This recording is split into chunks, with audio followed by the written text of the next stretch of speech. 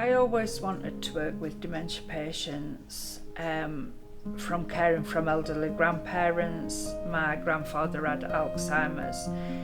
He was a medic in the army, so I'd always wanted from a little girl to become a nurse anyway. As my children were growing up, I worked in community setting, which was with elderly, and again, there you get your dementia patients.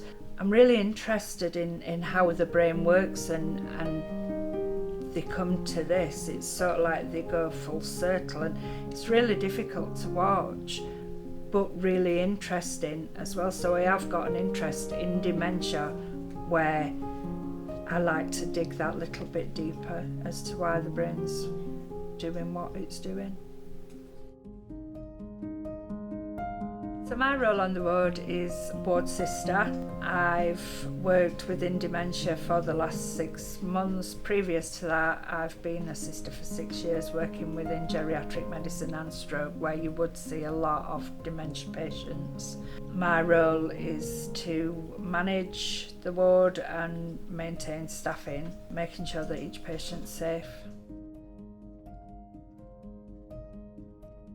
The impact of having a lot of dementia patients together can be quite challenging for staff, and can sometimes be a little upsetting for patients, depending on how many patients you've got wandering round, how many aggressive patients you've got. It also proves to be worthwhile because we're all trained in dementia. We've all got a background and some knowledge in dementia, and you haven't got a hospital full of wards with patients, with staff who have no idea what to do with them. Really, Seven's a very different ward, and we let dementia patients be themselves. They do as they please, with a lot of supervision, but background supervision.